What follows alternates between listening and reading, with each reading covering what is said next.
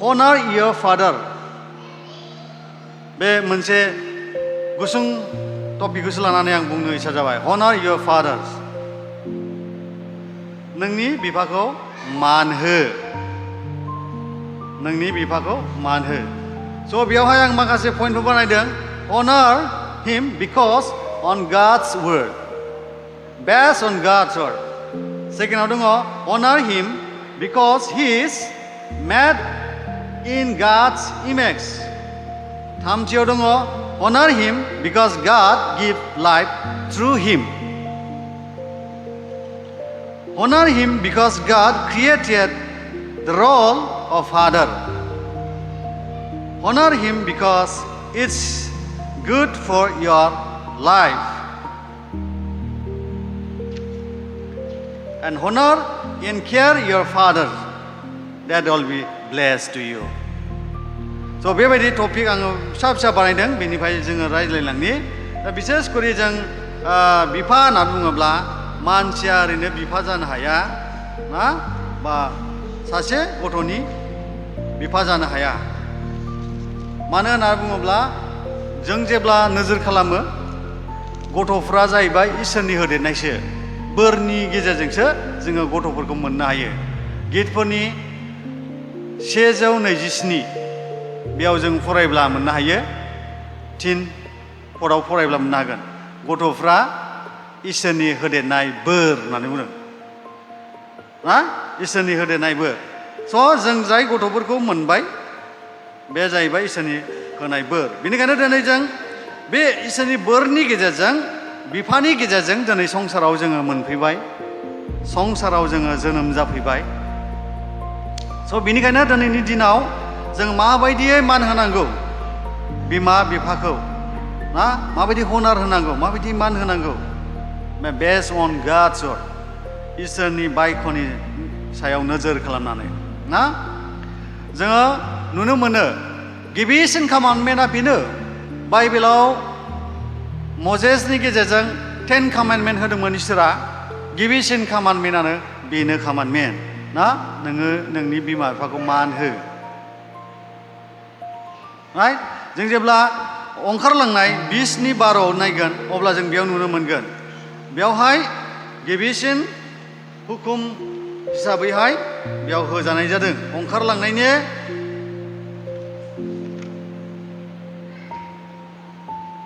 20:12 पदाव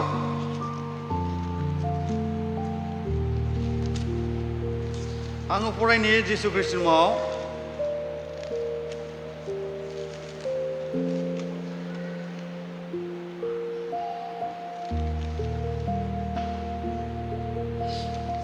बेयाव होनदों गावनि बिमा बिफानो मान हो अब्ला इसोर फोरबुआ जे हादरखौ नोंसोरनो होगोन बेयाव गोबाव दिनफोर खामिनो मोनगोन ना गिबिसिन जे इसोरा हुकुम होदों मानसिनो जों माबायदि खालामोब्ला संसाराव गोबाव जोरगोन बोर गोनां जाथि हारिफोर जालांगोन आरो जों माबायदि इसोरनि रायजोखौ डमिनेट खालामनो हागोन बेखौ नोजोर बोनानै दिनैहाय बे गिबिसिन हुकुमखौ मजेसनि गेजेरजों जोंनि जेनेरेसनावहाय लाबोबाय दा जों बेयाव नुनो मोनो ना दा बेनिखायनो जोङो दिनैहाय जे बिमा बिफाखौ मोनबाय बेखौ जोङो जोंनिनो इसोर बायदि होननानै जों सानना लानांगोन ना मानोना बेयो गिबिसिनथार जों मान होनो रोङाब्ला जोंनिया इयुन गैया होनब्लाबो जाबाय जों गावनि जोनोमगिरि बिमा बिफाखौ मानिनो रोङाब्ला मान होनो रोङाब्ला जोंहा इयुन गैया होनब्लाबो जाबाय मानो होननानै बुङोब्ला नोंनियाव बोर गैया बेनिखायनो जोङो दिनैहाय जेब्ला जों उन्दै जाबाय बिमा बिफाया जोंखौ 9 मास बिमाया दिनै उदै सिङाव लानानैहाय जोनोम होबाय बिफाया खुब जोथोन लाबाय फेदेरबाय फोलावबाय बानजायबाय ना दिनै जों बुजिनो गोरों जाबाय जेब्ला जों देरबाय अब्ला गावनि इसा बायदि जों थाबायनो सोलोङो बियो गावनि इसाखौ जाफुंजोबजानो लुबैयो बियो जाहैबाय मोनसे जोंनि थाखायहाय गाज्रिनि लामा स' बेनिखायनो बाइबेला होनदों बोसोन बिजाबनि 3 पासपर्टआव do not lean your own understanding जोङो जोंनि बुजिनायजों जोङो थाबायनो नाङा मावनो नाङा ना जोङो मावनो नाङा बे जाबाय दा बेनिखायनो जोङो सोनारनांगौ मानोना जोंनि जोनोमगिरि बिमा बिफा दङ सोनारनांगौ जायो जोङो आरो बिसोरनि बाथ्राजों थाबायनांगौ जायो मानोना बिसोर एक्सपिरियेन्स जाखानाय बुजिखानाय आरो बैसो जाखानाय गासै संसारनि मोजां गाज्रिखौ मोनथिजोबखानाय स' बेनिखायनो बिफाया जाहैबाय जोंनि इसोरजों समान होननानै जों साननानै लाजायो मानोना जोनोमगिरि बिफा इसोराबो बे बिफानि गेजेरजोंसो संसाराव जोंखौहाय जोनोम होयो बेनिखायनो दानिया जाहैबाय जोङो फोरबुनियाव थानो नांगोन बे जाबाय बोसोन बिजाबनि 17नि 6 पदआव नामदों बोसोन बिजाबनि 17नि 6 पदआव एसे फरायनानै नायनि बेयाव बोसोन बिजाबाव मा होनदों माबायदि जोंखौहाय बेवहाय जानो थिनदों बा जाजानो लुगैदों बोसोन बिजाबनि 17नि 6 पद बेयाव होनदों बिसौफ्रा बोराय मानसिफोरनि लागै जेरै अलंखार बादि बेबायदिनो बिसाज्लाफ्राबो बिफाफोरनि लागै समायनाय ना जों दिनै बिसाफोर जाबाय बिसाजोफोर जाबाय सासे बिफानि स' बे जाहैबाय अलंखारजों समान स' बेनिखायनो जोङो दिनै जोनोमगिरि बिमा बिफाखौ मान होनाया जोंनि ख्रिस्ट'आरिनि मोनसे गिबिसिन गुन थानो नांगौ मानसि जानानै इसोरनि जे मजेसनि गेजेरजों जे गिबिसिन आयेनखौ गिबिसिन कमान्डमेन्टखौहाय होदों बेखौ जोङो बुजिनानै बेखौ लानो नांगोन आरो जों नुयो संसाराव दिनैनि दिनाव बिमा बिफा मान होनो रोङै मानसिफ्रा माबायदि जायो बिफाखौ मानिनो रोङै मानसिया मा जायो ना बेबायदि गोबां बायदिसिना जों जालांनायखौ नुयो बेनिखायनो दिनै जोङो समायना जाबाय बिफाया दिनै जोथोन लाबोबाय फोरोंबोबाय गुनि गियानि जाबाय मा जों गासैखौबो रोंजोबनानै बिफानि बुंनायखौ फोरोंनायखौ बावगारगोन नामा नेवसिगारगोन नामा बिफाया बोराय जानायखाय मावनो हायैखाय इनकाम खालामनो हायैखाय नोंथांनो सहाय होनो हायैखाय जोङो बेबायदि खालामोब्ला इसोरनि सिगाङाव जों बावगार जानाय नङा सेकेन्डआव honor him because he is made in image God image जोङो बिनि गेजेरजोंनो बिफानि गेजेरजों मा होनदों इसोरनि महर बायदि जोङो जोनोम जानो हाबाय ना बिफानि गेजेरजों माबायदि बियो दिनैहाय जोंखौ बुंदों जागायजेननायनि 1नि 27 पदआव होनदों God has created man likeness of God नामदों इसोरनि बायदि मानसिखौ जोनोम होबाय दिनैथ' इसोरा जोंखौहाय बेबायदि आदम हवा बायदि दाबाय थाया नङाना दाबाय थायो जानो बिमा बिफानि गेजेरजोंसो दिनै जोंखौ लाइकनेस अफ गड होननानै जोनोम होबाय थायो बेनिखायनो दिनैहाय बिमा बिफाया दिनै जोंखौ इसोरनि बायदि जोनोम होबोगासिनो दङ होलांगासिनो दङ दिनै जों पेरेन्टस जाबाय नेक्स्ट समाव जोङो बिबौ जाहैगोन बियायं जाहैगोन बेबायदि स' बेनिखायनो बे जे जागायजेननायनि 1नि 27 पदआव होनदों जेरैबायदि इसोरा दाजेनदोंमोन बेबायदिनो महरखौनो बिमा बिफानि गेजेरजों दिनै जोंनि जिबनाव लाबोबाय थादों He has created us likeness of God जों बेखौ बावनो नाङा आरो बावगारमा ना जोंना despite your father parenting history life you are priceless to God दिनै जोङो बेबायदिनो बिमा बिफानि गेजेरजों जोङो मा जाबाय बेसेन गोसा बेसेन होनायनिबो बांसिन मुल्यबान दिनै जों जाबाय प्राइसलेस टु गड सोरनि गेजेरजों जों दिनै जादों इसोरनि प्राइसलेस जों जानो हादों बिफानि गेजेरजों बिमानि गेजेरजों ना प्राइसलेस जों दिनै जाबाय स' बेखौसो जों सन्थुष्ट जानांगौ दिनै बिफाया आंखौ जोनोम होआमोनब्ला बा बिमा बिफाया जोंखौ जोनोम होआमोनब्ला दिनै बे गुवार संसाराव आं नुनो मोननाय नङामोन इसोर दं गैया आं मोनथिनो मोननाय नङामोन संसारा माबायदि मैया जों बुंफबनाय नुनो मोननाय नङामोन दिनै बिमा बिफाया जोंनि थाखाय बेसेबां मुल्यबान गोनां आरो जों दिनैहाय इसोरनि देखानाव बेसेबां प्राइसलेस जाबाय मुल्यबान बेखायनो बाइबेला होनदों सोरबा सासेखौ जोङो गाज्रिनिफ्राय मोजां लाबोनो हायोब्ला सोरगोआव आरफफ्रा गोबां रंजायो होनना बुंदों मानोना बे इसोरा मिथिगौ जे गाव बेसेबां खस्थ' खालामनानै आदम हवाखौ सोरजिदोंमोन बेनि उनाव जोलै जोलै बियो बोर होदोंमोन नाथाय बोर होनायखौनो नेवसिनाय जाहैदों आदम हवाया पाप मावनायनि गेजेरजों सासे मानसिनि गेजेरजों संसाराव पापा फैबाय गासै संसारनि मानसियानो पाप जाबाय आरो सासे मानसिनि गेजेरजों दिनैहाय बे पापखौहाय सुस्राबाय क्रुसाव थैनायनि गेजेरजों बे जाबाय जिसु ख्रीष्ट मानो थैफैखो मानोना जोंखौ बेसेन होदों जोङो प्राइसलेस जोंनि जिबना मुल्यबान गोनां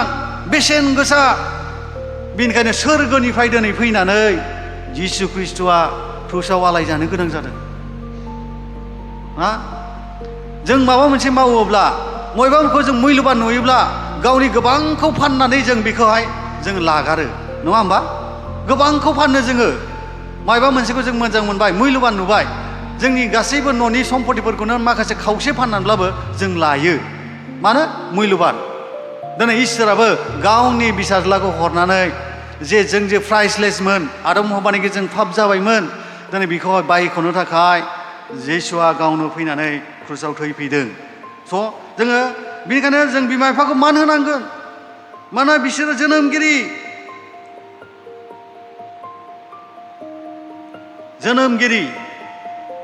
स'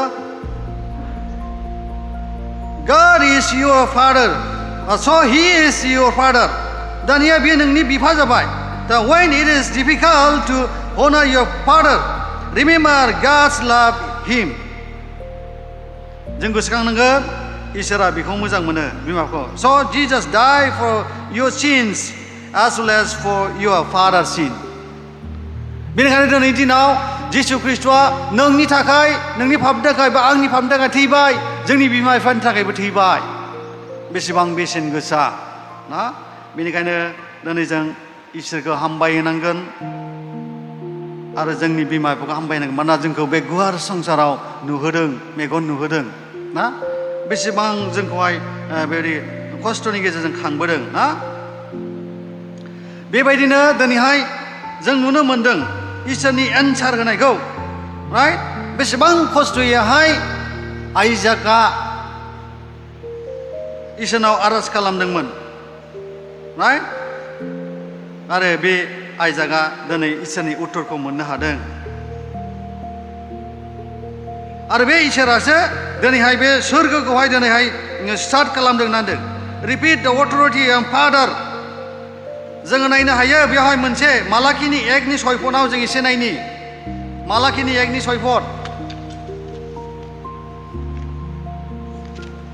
बेयाव इसोरनि बायख'आ बेबायदि होनदों फिसाज्लाया गावनि बिफानो आरो गलामा गावनि गिरिनो मान होयो माथो आङो बिफाब्ला आंखौ मानो मान होआ ज' हास्थायदों दिनै बिमा बिफाफ्रा मान होजानो लुबैदों खोथा लाजानो लुबैदों दिनै जों सासे बिमा बिफानि फिसा जानानै मान होनो रोङाब्ला जों माबायदि फिसा जागोन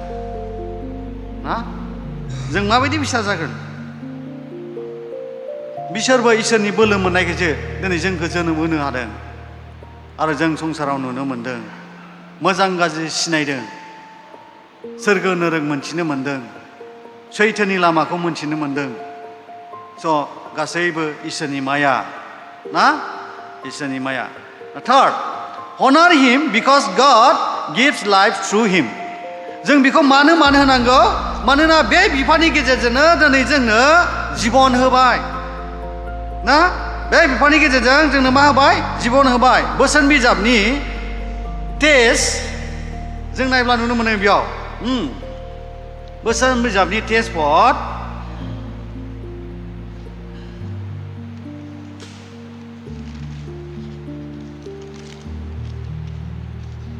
टेस्टनि 22 पट ओमफ्राय आं एसे फरायलांदेरगोन स' बेयाव दङ ओरैबायदि इसोरनि बायख'आ बिफानि बुंनायफोरखौ खोनासंदो बियो नङाब्ला नों उजियामोन नायदो जों माबायदि मान होनांगोन नोङो उजियामोन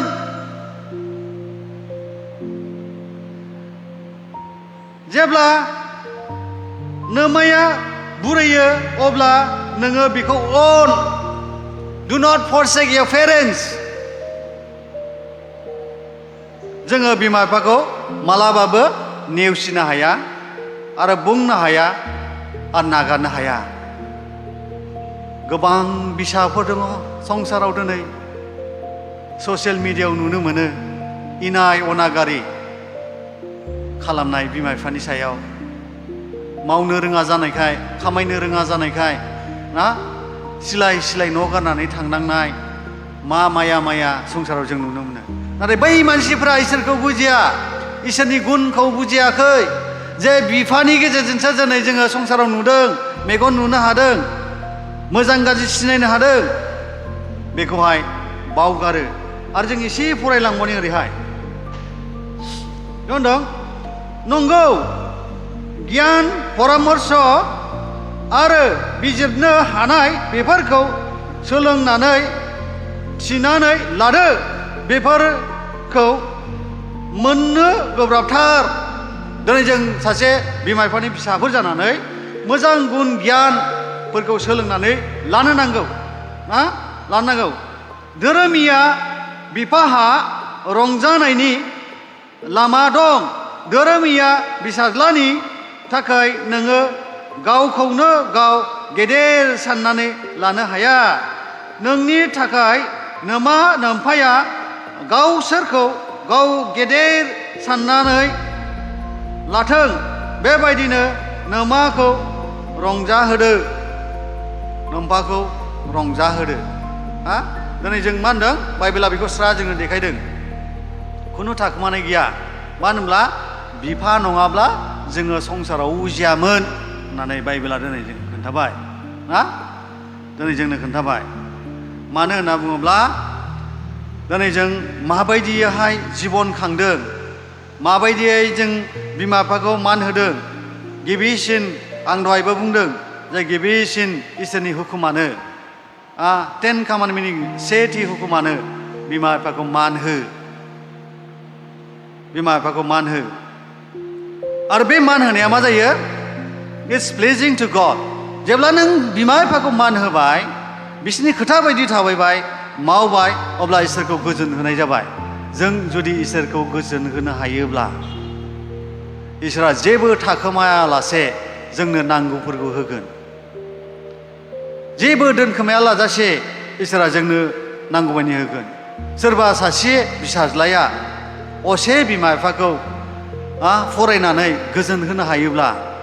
बियो बुंनोबो हायो बुंनोबो हायो मा बुंनो हायो आंनो बिदि होदो बाबा आंनो बिदि होदो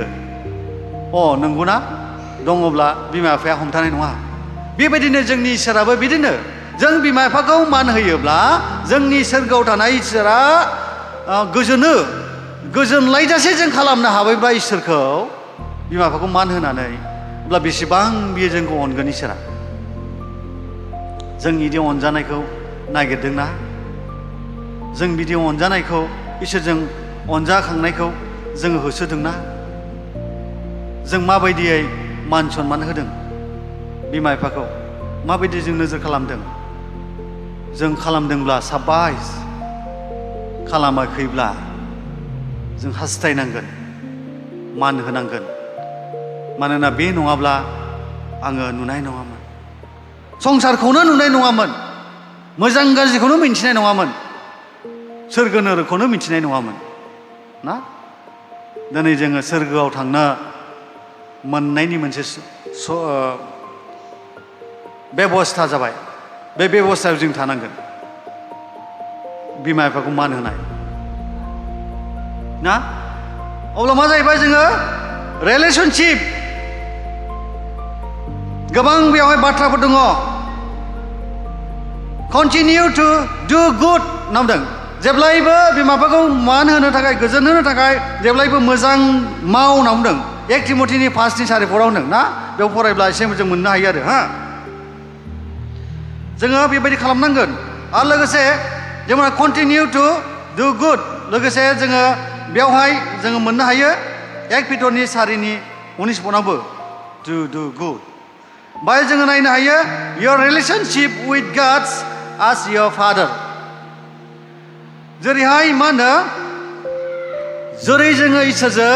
सोमोन्दो दङ नोंनि बिमा बिफायाबो सोमोन्दो दङ बेनिखायनो दिनै बे बिमा बिफानि गेजेरजोंहाय जोङो संसाराव नुबाय जोनोम मोनबाय गासैखौबो जों मोनदांबाय बेनिखायनो जोङो बिमा बिफाखौ मान होनो नांगोन आरो बिसोरखौ मालाबाबो जोङो एंगारनाङा स' बेवहाय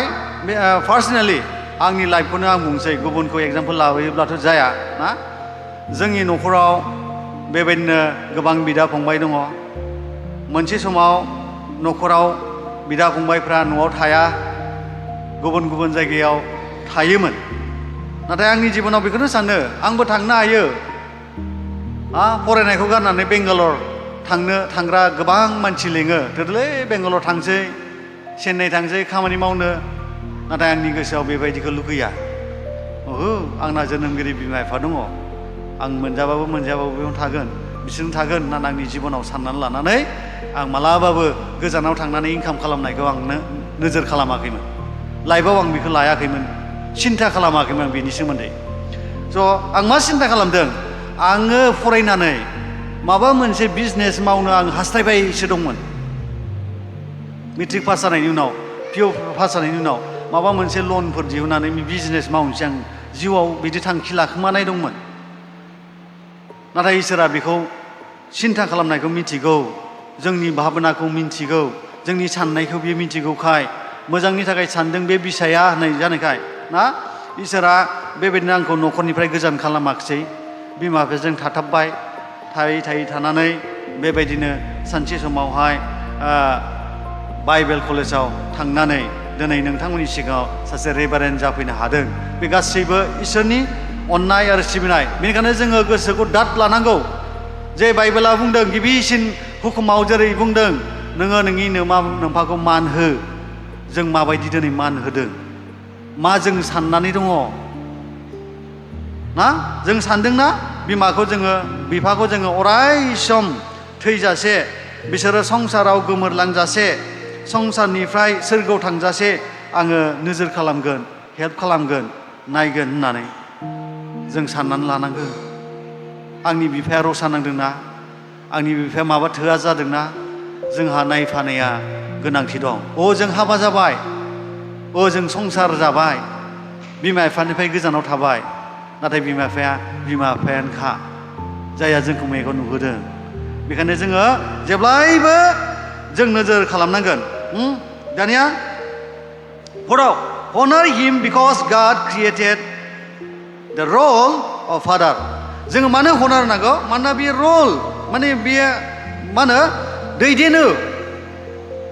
बे दैदेननायखौ जोङो मानिनांगोन मानो मानिनांगोन होनना बुङोब्ला दिनैहाय बिमा बिफाया जोंखौ जे जोनोम होबाय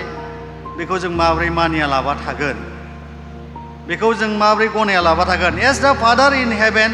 इउ शुड चेन्ज जोङो दिनै मा खालामनांगौनो माथिवनि 5:48 बुंदों ना जोङो मा होनो गुरगनाय जानो नांगौ